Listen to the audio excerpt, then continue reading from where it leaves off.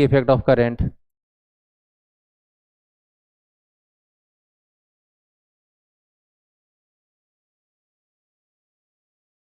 Current या फिर electric current, हाँ या ना। अपने पास एक करंट कैरिंग कंडक्टर हो, आर्बिट्रेरी शेप का कैसा भी हो, और इसमें समथिंग आई अमाउंट का करंट फ्लो करवा ले। इस कंडक्टर में एक छोटा सा लेंथ कट कर ले डीएल, और डीएल का डायरेक्शन हमेशा रहेगा करंट के डायरेक्शन में, तो करंट अपवर्ड, तो डीएल भी यहाँ पर किधर रहेगा, अपवर्ड। तो यह करंट कैरिंग कंडक्टर का जो स्मॉल पोर्शन है डीएल लेंथ, यह अपने सराउंडिंग में राइट लेफ्ट आउटवर्ड इनवर्ड पूरे चारों तरफ क्या करेगा, मैग्नेटिक फील्ड जनरेट करेगा।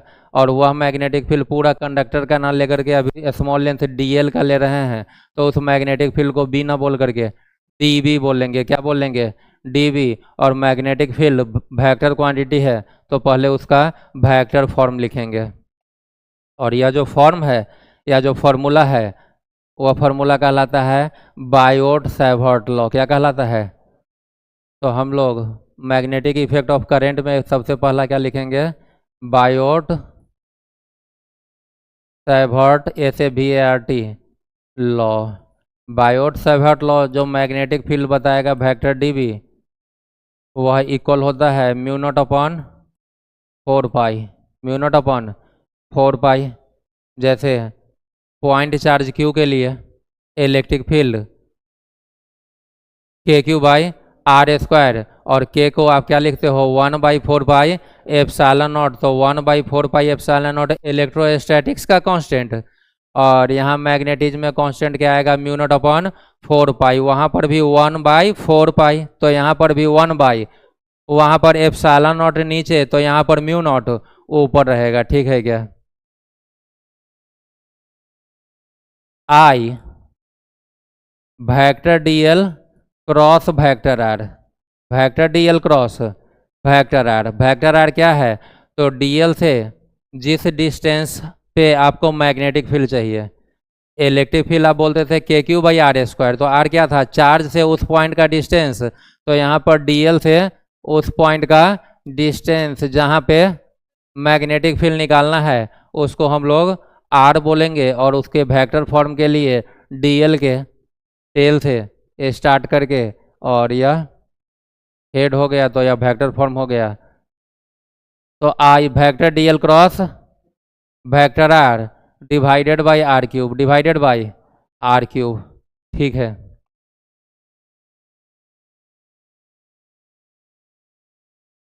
यदि इस कांस्टेंट को हटा लिया जाए, तो यह इक्वल कन्वर्ट हो जाएगा डायरेक्टली प्रोपोर्शनल में। और ऐसा देखा गया होगा शुरू में कि जैसे ही कंडक्टर का करंट I बढ़ा रहे हैं, तो एक पार्टिकुलर डिस्टेंस R को फिक्स रख लिया, तो मैग्नेटिक फील्ड का इफेक्ट भी बढ़ जा रहा है। इसका मतलब इस मैग्नेटिक फील्ड डीबी को I के क्या रहना होगा, प्रोपोर्शनल रहना होगा कि नहीं। ऐसा देखा गया कि कंडक्टर का यह जो लेंथ कट किए हैं, यदि यह लेंथ स्मॉल है तो मैग्नेटिक फील्ड स्मॉल, और लेंथ ज़्यादा तो मैग्नेटिक फील्ड भी। इसका मतलब डीवी इस लेंथ के भी क्या हो गया, डायरेक्टली प्रोपोर्शनल हो गया। एक R ऊपर है और नीचे क्या है R³, तो नीचे क्या आएगा R²। इसका मतलब है जैसे जैसे डिस्टेंस बढ़ाते गए, मैग्नेटिक फील्ड स्क्वायर टाइम्स घटता गया, स्क्वायर टाइम्स घटता गया कि नहीं। और फाइनली देखा गया होगा कि जो मैग्नेटिक फील्ड जनरेट हो रहा है, उसका डायरेक्शन डीएल और आर दोनों के परपेंडिकुलर, डीएल और आर दोनों के, और परपेंडिकुलर में किधर, तो डीएल क्रॉस आर के डायरेक्शन में, डीएल क्रॉस आर के डायरेक्शन में। तो इसलिए फॉर्मूला का फॉर्म आ गया vector DB equals to mu not upon 4 pi I vector DL cross vector are divided by R³। यह भी ऑब्जर्व किया गया कि इस पूरा करंट कैरिंग कंडक्टर को यदि एयर में रखा गया, तो वहाँ पर मैग्नेटिक फील्ड का कुछ वैल्यू था, और यदि एयर के बदले मीडियम बदल दिया गया, तो मैग्नेटिक फील्ड का भी वैल्यू बदल गया। इसका मतलब है यहाँ पर 4 और पाई तो कांस्टेंट है, यह जो म्यू नॉट है वह नॉट किसके लिए, एयर के लिए है। मीडियम बदलने पर मैग्नेटिक फील्ड भी क्या हो जाएगा, बदल जाएगा। ठीक वैसा ही जैसे मीडियम बदलने पर इलेक्ट्रिक फील्ड भी क्या होता है, बदलता है कि नहीं। इस म्यू नॉट को हम लोग बोलते हैं, एप्सिलॉन नॉट को बोलते थे मीडियम का, मीडियम नहीं एयर का, एयर का परमिटिविटी, म्यू नॉट को बोलेंगे एयर का परमिएबिलिटी, पर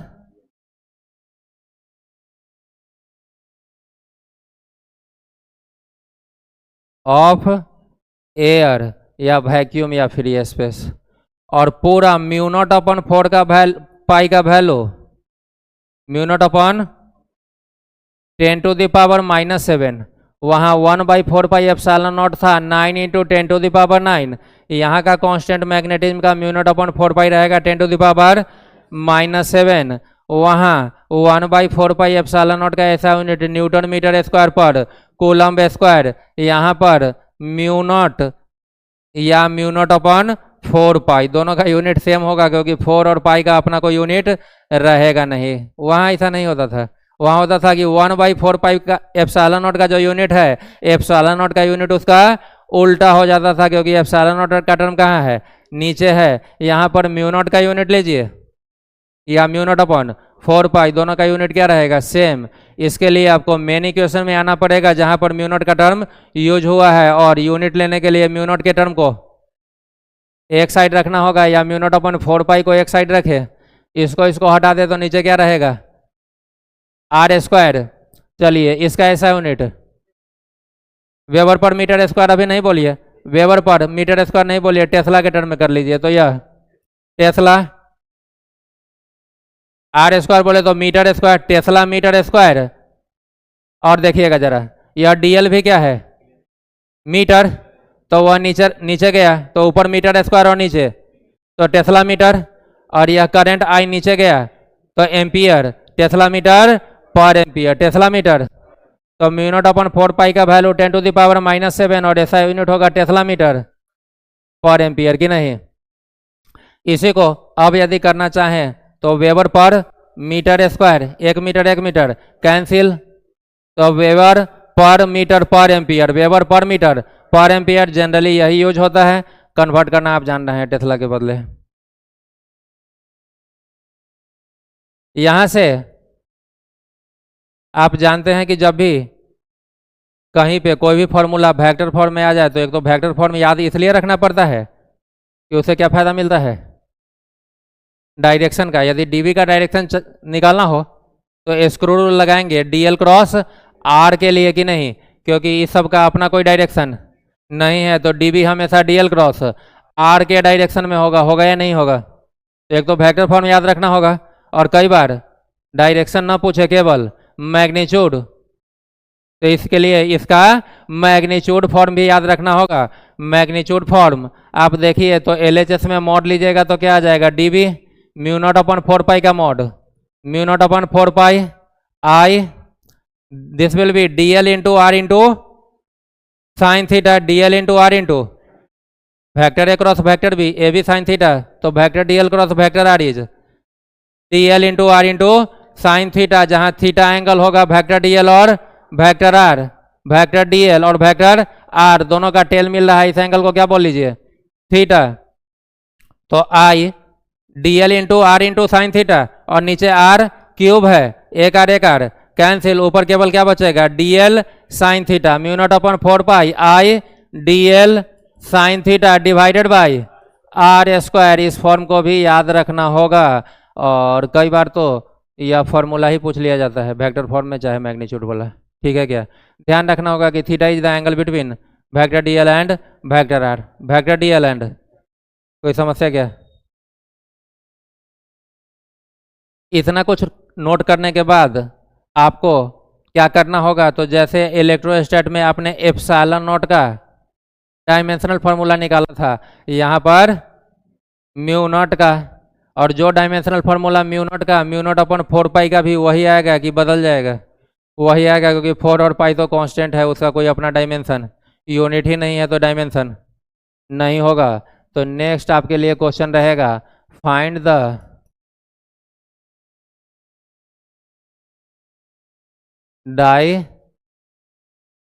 डायमेंशनल फॉर्मूला ऑफ परमीएबिलिटी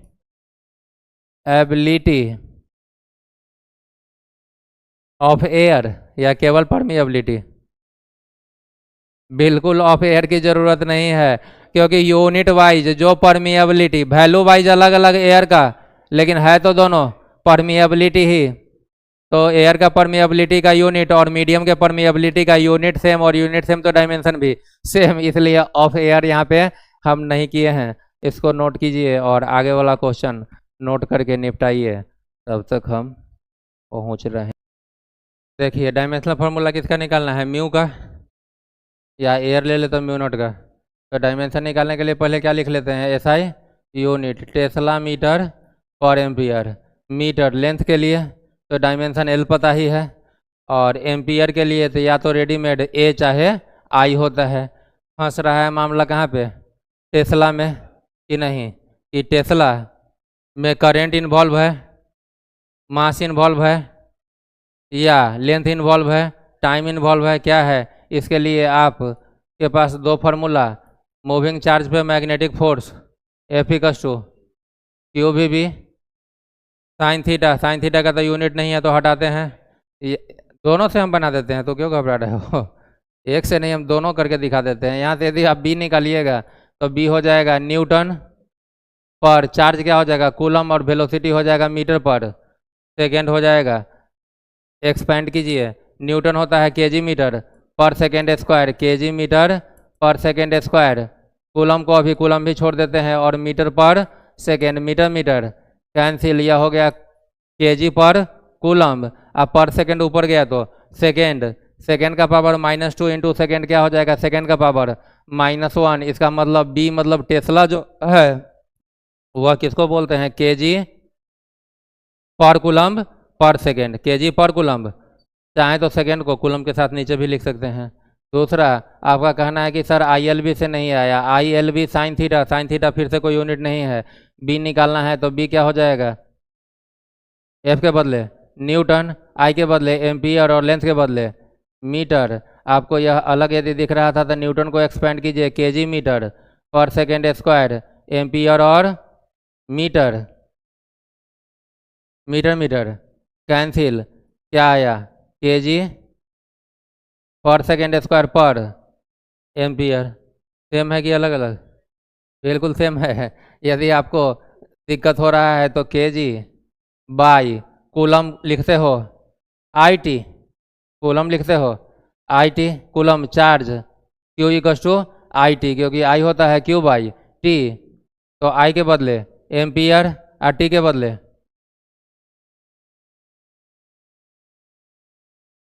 ठीक है। और एक सेकेंड कहाँ आएगा, या नीचे, तो सेकेंड का क्या होगा केजी, या सेकेंड का पावर -2 है तो नीचे आकर के यह चीज़ और यह चीज़ सेम ही है, तो कहीं से भी आप डालिए। तो टेस्ला के बदले क्या डाल लीजिए, unit kg ampere, kg per ampere per second square, kg per ampere per second square. ये पूरा टी के बदले metre by ampere, kg metre, kg ampere का भी स्क्वायर और सेकेंड का भी स्क्वायर, केजी मास के लिए तो m, मीटर लेंथ के लिए तो l, ए स्क्वायर को ए स्क्वायर ही छोड़ेगी, आई स्क्वायर कर ले आई स्क्वायर। और सेकेंड किसके लिए, टाइम के लिए तो टी स्क्वायर। यहाँ से म्यू का डायमेंशनल यदि लिखिएगा तो m l, उसके बाद टी वाला टर्म लिखते हैं तो टी का पावर -2 और आई का पावर भी -2, चाहे आई के बदले कभी ए आ जाए तो ए का पावर -2 कि नहीं। एक तो यह फॉर्मूला बायोट सावर्ट लॉ का वेक्टर फॉर्म याद रहना चाहिए, रटाया रहना चाहिए frequently. Vector d b equal to mu not upon 4πi vector D l cross vector are divided by r cube, और magnitude d b equal to mu not upon 4πi I d B d L sine theta, I D L sine theta by are square. Theta होगा vector D l और vector are के बीच का angle. यह जो आई into D L है, क्या है, आई into DL, इसको हम लोग बोलते हैं करेंट एलिमेंट। क्या बोलते हैं? Current element. आई डीएल को क्या बोलेंगे? करेंट एलिमेंट, जिसका ऐसा यूनिट रहेगा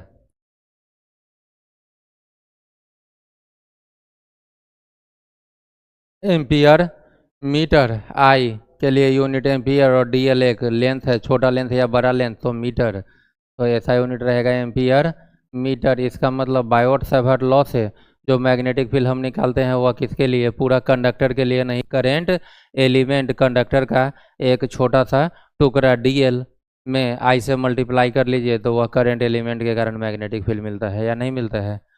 नेक्स्ट जो आपको जानना रहेगा वह यह कि यदि इस डायग्राम के लिए हम देखें तो इस पॉइंट पे जो मैग्नेटिक फील्ड आएगा वेक्टर डी बी, उसका मैग्नीट्यूड तो इतना आएगा और डायरेक्शन किधर रहेगा? तो डायरेक्शन के लिए आपको कहाँ से कहाँ हाथ घुमाना होगा? वेक्टर डी एल से vector are, vector D L इधर, वेक्टर आर इधर, डी एल से आर हाथ घुमाइए, क्लॉकवाइज या एंटी क्लॉकवाइज?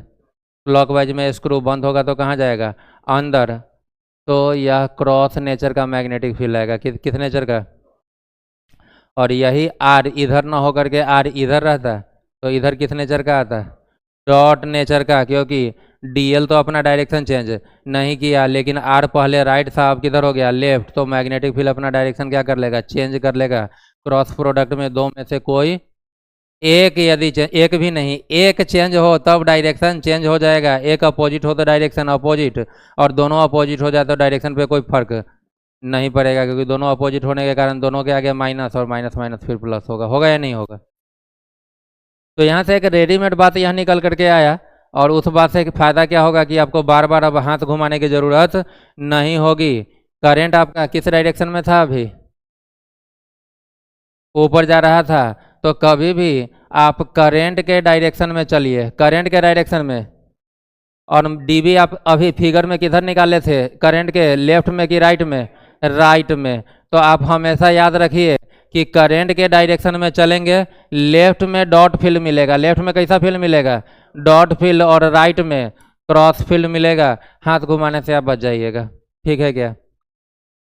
मैग्नेटिक फील्ड का डायरेक्शन चेक करना हो तो क्या कीजिए? करंट के डायरेक्शन में चलेंगे, लेफ्ट में डॉट और राइट में क्रॉस। करंट यदि ऐसा हो तो P पॉइंट पे और Q पॉइंट पे मैग्नेटिक फील्ड का डायरेक्शन बताना है। करंट के डायरेक्शन में चलिए, P कहाँ आएगा? लेफ्ट में, तो लेफ्ट में डॉट B और राइट में क्रॉस B। होगा या नहीं होगा? चलिए आगे और देखते हैं। ऐसा लूप हो, करंट ऐसा हो, तो इस कंडक्टर हॉरिजेंटल वाले के कारण अंदर या सेंटर पे मैग्नेटिक फील्ड किस डायरेक्शन में? डॉट होगा। करंट के डायरेक्शन में चलने पर यह लेफ्ट में पड़ा तो कैसा फील्ड? Dot B. इस वाले वायर के कारण डॉट ही, क्योंकि इस करंट में जब चलिएगा तो यह किधर पड़ेगा? लेफ्ट में। इस वाले के कारण डॉट ही, और इस वाले के कारण डॉट ही। इसका मतलब यहाँ पर यदि कभी नेट फील्ड चाहिए तो चारों का जो इंडिविजुअल फील्ड होगा वह डायरेक्ट ऐड होगा, क्योंकि चारों का डायरेक्शन डॉट बाहर की तरफ आ रहा है। आ रहा है या नहीं आ रहा है? करंट का यदि यह डायरेक्शन हो तो सेंटर पे जो मैग्नेटिक फील्ड आएगा वह डॉट नेचर का होगा या क्रॉस नेचर का? किस नेचर का? क्रॉस। करंट के डायरेक्शन में चलेंगे, यह सेंटर पर किधर रहा है? राइट साइड में। तो लेफ्ट में डॉट, राइट में क्रॉस, तो यहाँ पर क्रॉस भी जनरेट होगा। होगा या नहीं होगा? समझ गए क्या? तो आप चाहें तो पहले तो एक बार डायग्राम जो आप बायोट सावर्ट वाला है वेक्टर डी बी लिख करके क्रॉस दिखा लीजिए, क्रॉस बी या cross D B. D B तो ऑलरेडी है कि नहीं?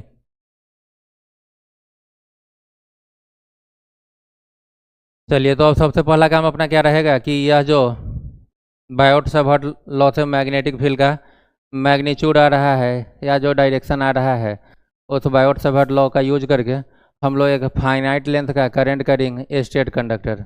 फाइनाइट लेंथ, लेंथ फिक्स रहेगा।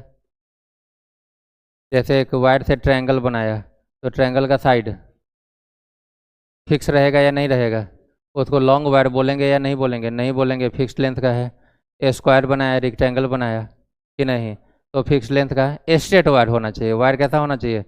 सर्कल वगैरह में अभी के लिए यह काम नहीं, वह बाद में करेंगे। तो अभी एक स्ट्रेट वायर होगा, करंट कैरिंग होना चाहिए, और वह स्ट्रेट वायर अपने से परपेंडिकुलर डिस्टेंस आर पे, कौन सा डिस्टेंस आर पे कितना मैग्नेटिक फील्ड जनरेट करेगा, वही हम लोग कैलकुलेट करने जा रहे हैं। बायोट सावर्ट लॉ में जो आपने आर यूज किया, यह आर डीएल पे परपेंडिकुलर नहीं है, यह आर डीएल पे परपेंडिकुलर नहीं है, बीच का एंगल समथिंग थीटा है।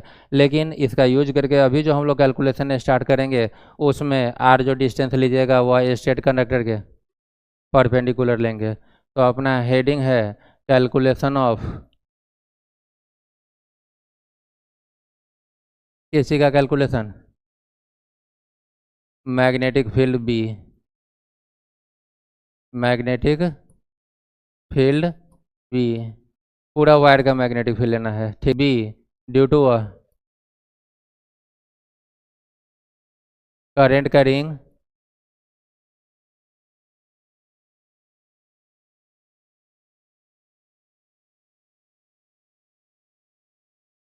Straight conductor of finite length, क्योंकि बाद में आपको इनफाइनाइट लेंथ या लॉन्ग के लिए भी बताया जाएगा, और बोर्ड एग्जाम में यह फाइनाइट लेंथ नहीं है, लॉन्ग है। लेकिन कंपटीशन वगैरह में आपको नीट और जी दोनों के लिए ही फाइनाइट लेंथ पे भी क्वेश्चन आता है। तो इसके लिए सबसे पहले फिगर बना ले। अपने पास एक करंट कैरिंग स्ट्रेट कंडक्टर है, और इस कंडक्टर से परपेंडिकुलर डिस्टेंस आर पे, इस पॉइंट पे हम लोग क्या करना चाह रहे हैं? मैग्नेटिक फील्ड निकालना चाह रहे हैं। और मैग्नेटिक फील्ड निकालने का अपने पास जो फॉर्मूला है, वह किसी एल लेंथ के कंडक्टर के लिए नहीं है, current element I D L के लिए है। तो करंट तो आई है, तो हम लोग क्या करेंगे, एक डी एल एलिमेंट कट कर लेंगे, और यह डी एल ओरिजिन से कितना लेंथ पर? एल लेंथ पे। यदि इस लेंथ को डी एल ना करके डी एक्स बोले रहते तो यहाँ पर एक्स हो गया रहता, वाई बोले रहते इसको तो यह डी वाई होता। तो आप फार्मूला के फॉर्म में हिलाने के लिए एल लेंथ पर डी एल एलिमेंट कट किए, और इस डी एल के कारण यहाँ मैग्नेटिक फील्ड पहले निकाल लीजिए। तो डी एल से इस पॉइंट को मिला लेंगे, और यह मिलाने वाला लाइन का डिस्टेंस सिंबल के फॉर्म में क्या कहलाएगा बायोट सावर्ट लॉ के हिसाब से? आर कहलाएगा। तो डीएल से जिस पॉइंट पे मैग्नेटिक फील्ड निकालना है उसको डीबी बोल लीजिए, और यह डिस्टेंस क्या कहलाएगा? आर। लेकिन आर तो आप इसको बोले हो, हाँ, तो आर आपका आ गया ना भाभा। आर यदि यहाँ से यहाँ एल है और यहाँ से यहाँ आर है, तो वहाँ जो बायोट का आर है वह क्या हो जाएगा? Root under L square plus are square, right angle triangle के कारण। आएगा या नहीं आएगा? और यहाँ पर डीबी का डायरेक्शन आपको दिख रहा होगा, करंट के डायरेक्शन में चलने पर राइट में क्या मिलता है? क्रॉस डीबी आएगा। आएगा या नहीं आएगा? कोई चाहता है तो राइट ना निकाल करके उतना ही लेफ्ट निकालता है, खाली डायरेक्शन चेंज होता या नहीं होता? अपोजिट हो जाता डायरेक्शन। अब यहाँ पर जो यह डीबी है, इस डीबी का मैग्नीट्यूड देखे तो dB will be mu not upon 4 pi I D L sine theta. Theta किसके किसके बीच का एंगल? आई डी एल और आर के बीच का एंगल। आई डी एल किधर की तरफ? करंट के डायरेक्शन में ऊपर, और आर किधर की तरफ? इधर की तरफ। दोनों के बीच के एंगल को क्या बोल ले? थीटा बोल ले। तो I D L sine theta divided by are square. R का स्क्वायर कीजिएगा तो हाइपोटेनस का स्क्वायर करना होगा, रूट हट जाएगा, क्या आएगा? L square plus are square आएगा। आएगा या नहीं आएगा? आएगा ना भाई? अब देखिए, तो डी एल वैरी करेगा, डी एल वैरी करेगा कि नहीं करेगा? और जैसे जैसे डी एल वैरी करेगा, थीटा भी वैरी करेगा। अभी तो यह थीटा 90 से ज़्यादा दिख रहा है, लेकिन डी एल यदि यहाँ पे पहुँच जाए तो वही थीटा 90 हो जाएगा। तो डी एल भी वेरिएबल है, थीटा भी वेरिएबल है, आर कांस्टेंट है। आर कांस्टेंट है, लेकिन और यह एल वैरी करेगा। टोटल लेंथ रहता तब कांस्टेंट रहता, लेकिन यह एल जैसे जैसे डी एल चेंज हुआ तो एल भी क्या होगा, चेंज होगा कि नहीं होगा। तो ढेर सारा वेरिएबल है। और नेट मैग्नेटिक फील्ड बी के लिए तो डीबी को क्या करना होगा, इंटीग्रेट। तो सबको हम लोग सिंगल वेरिएबल में ले आएंगे। किस में ले आएंगे, सिंगल वेरिएबल में ले आएंगे। और सिंगल वेरिएबल के लिए आप देखिए कि ऊपर का एंगल यदि थीटा है तो यह नीचे वाला एंगल कितना होगा, 180 डिग्री माइनस थीटा होगा कि नहीं होगा। और इस 180 डिग्री माइनस थीटा एंगल के लिए, इस 180 माइनस थीटा एंगल के लिए सामने परपेंडिकुलर और यह बेस है, तो perpendicular by base tan theta लगा ले और थीटा की जगह पे 180 माइनस थीटा। तो यहाँ पर रफ करके आपको दिखाते हैं। यदि आप लिख रहे हो tan कितना 180 डिग्री माइनस थीटा, तो यह हो जाएगा perpendicular r divided by l। यहाँ से tan 180 माइनस थीटा, 180 पर tan क्या रहता है, tan ही रहता है। और थीटा के बदले थीटा, 180 माइनस थीटा मतलब कौन सा क्वाड्रेंट, सेकेंड क्वाड्रेंट। और सेकेंड क्वाड्रेंट का tan निगेटिव होता है, तो यह हो जाएगा माइनस tan थीटा। क्या हो जाएगा, minus tan theta equals to r by L. यहाँ से l यदि निकाले तो माइनस उधर भेजिए, माइनस r, अब बाई में tan थीटा जो कि ऊपर जाकर के हो जाएगा cot थीटा। क्या हो जाएगा, तो l का वैल्यू किसके टर्म में आ गया, r और थीटा के टर्म में। l का वैल्यू किसके टर्म में, r के टर्म में। तो जैसे ही l का स्क्वायर कीजिएगा तो r का a स्क्वायर और एक और r स्क्वायर की नहीं। और ऊपर में क्या टर्म है, dl है। क्या है, dl है। तो l आ चुका है और लाना है dl, तो दोनों तरफ क्या करते हैं, थीटा के रिस्पेक्ट में डिफ्रेंशिएट कर लेते हैं। थीटा के रिस्पेक्ट में यदि इधर dl बाई डी थीटा लिखोगे, क्या लिखोगे, तो dl और बाई डी थीटा को मन ही मन याद रखिए कि बाई में क्या है, डी थीटा। तो इधर यदि d by D theta, l का d बाई डी थीटा, तो इधर भी इस पूरे का d by D theta, minus और r कांस्टेंट है, और d by D theta cot theta, मतलब कॉट थीटा का differentiation minus cosec square theta, तो वह हो जाएगा माइनस कॉसेक स्क्वायर थीटा।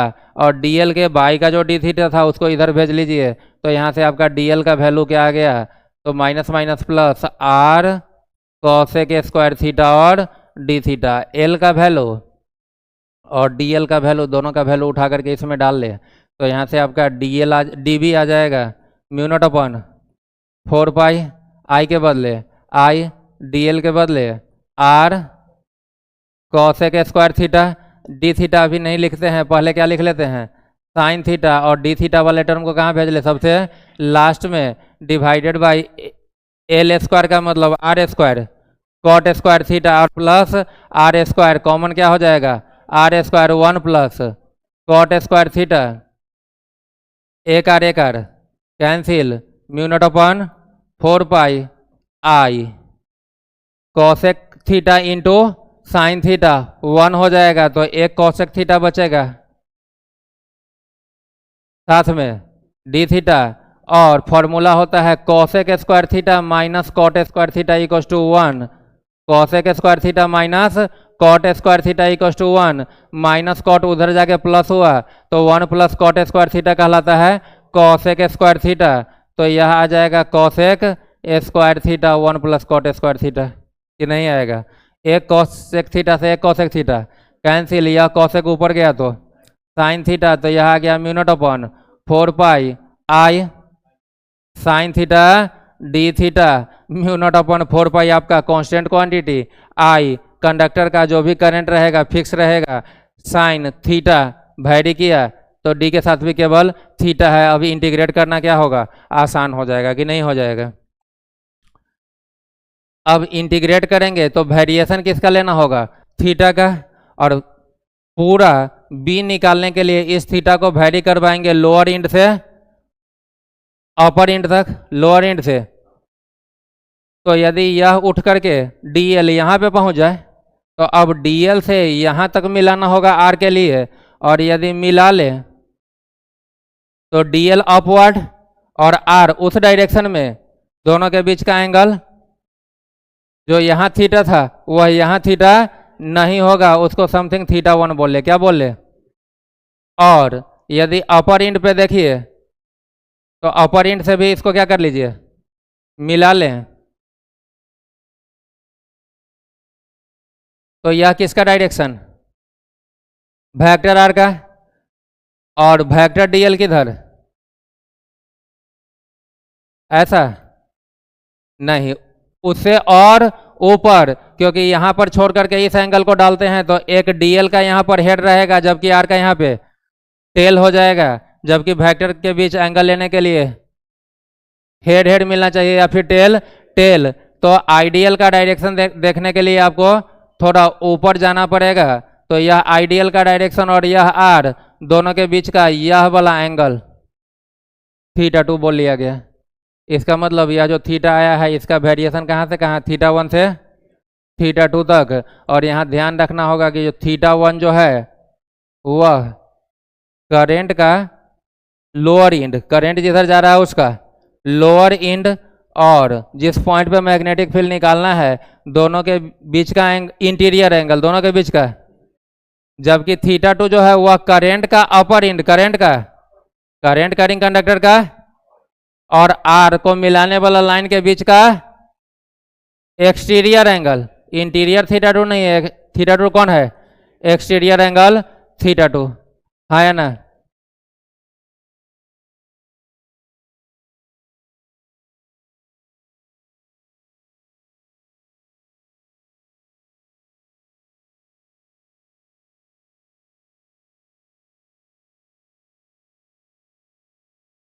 उसका कहना है जो फाइनाइट लेंथ है,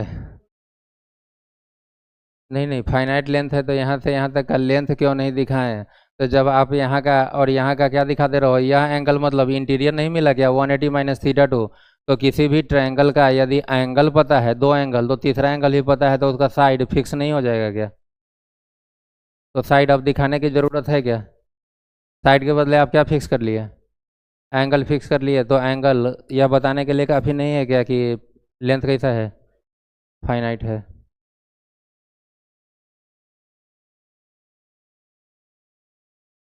तो अब b के लिए इस dv को इंटीग्रेट कर ले। dv को इंटीग्रेट करना मतलब इसको इंटीग्रेट करना है कहाँ से कहाँ तक, θ1 से θ2 तक, μ0/4πi sin theta D theta. यह बीच में कैसे आ गया था,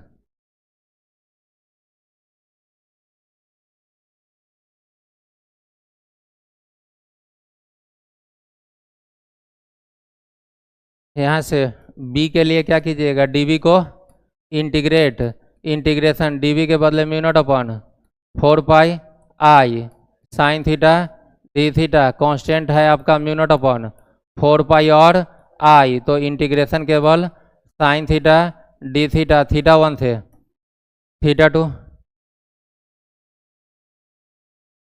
μ0/4πi साइन थीटा का इंटीग्रेशन होता है माइनस कॉस थीटा। तो माइनस ले लीजिए और केवल क्या डालिए, कॉस थीटा, माइनस बाहर कर लिए θ1 थे, θ2 यह आया μ0/4πi। एक टर्म छूट रहा है, एक नीचे में आर का टर्म आना चाहिए। यहाँ जो काटे थे 1 प्लस कॉट स्क्वायर को तो कॉसेक स्क्वायर बोले, यह आर आपका छूट गया है, तो I/r। हाँ आर भी क्या है, कांस्टेंट है, क्योंकि आर वह परपेंडिकुलर डिस्टेंस है जिस डिस्टेंस पे निकालना है। माइनस के बदले सॉरी इस टर्म के साथ यह क्या है, मल्टीप्लाई में है, किसमें है, तो ऐसा एक मिडिल ब्रैकेट डाल लीजिए। माइनस के बदले माइनस कॉस थीटा के बदले upper limit θ2 minus cos theta के बदले लोअर लिमिट θ1, इस माइनस को अंदर भेज दीजिए तो आपका फॉर्मूला आ गया μ0/4πi I/r cos θ1 minus cos θ2। यही आपका फाइनल फार्मूला हुआ जो कि आया है बायोट-सावर्त के यूज से, कि कभी भी एक फाइनाइट लेंथ का करंट कैरिंग कंडक्टर हो, स्टेट कंडक्टर, उससे r डिस्टेंस पे मैग्नेटिक फील्ड कितना μ0/4π, जिसका वैल्यू आप जानते हो 10⁻⁻7।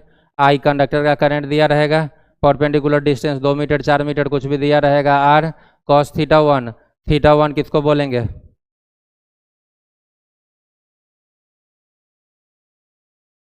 करंट के पीछे वाला हिस्सा करंट का, जब आपका स्टेट कंडक्टर का करंट ऐसा था तो पीछे वाला हिस्सा इसको बोलिएगा। तो जहाँ मैग्नेटिक फील्ड निकालना है दोनों को मिलाने वाला इंटीरियर एंगल θ2, और करंट का सामने वाला हिस्सा और जहाँ है उसका एक्सटीरियर एंगल θ2, हाँ या ना।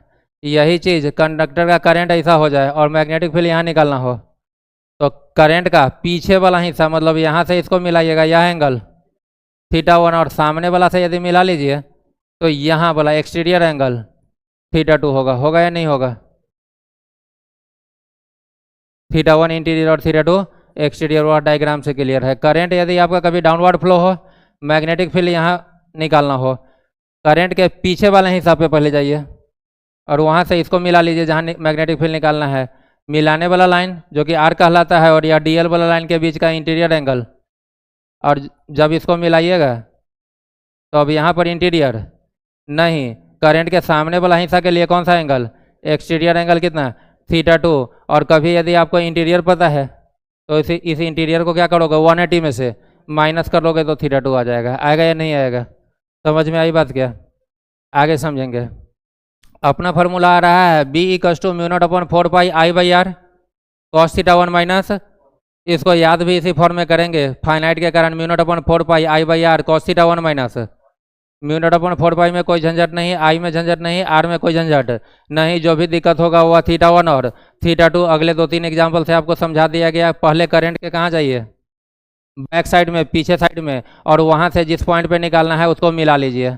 और करंट वाला लाइन अब मिलाने वाले लाइन के बीच का इंटीरियर एंगल θ1 और θ2 के लिए करंट का सामने वाला हिस्सा से उसको मिलाइए, और वहाँ का इंटीरियर नहीं एक्सटीरियर थोड़ा ऊपर बढ़ा करके, और एक्सटीरियर एंगल को क्या बोलिए θ2 एग्जाम्पल कीजिएगा और क्लियरिटी आ जाएगा। ठीक है क्या।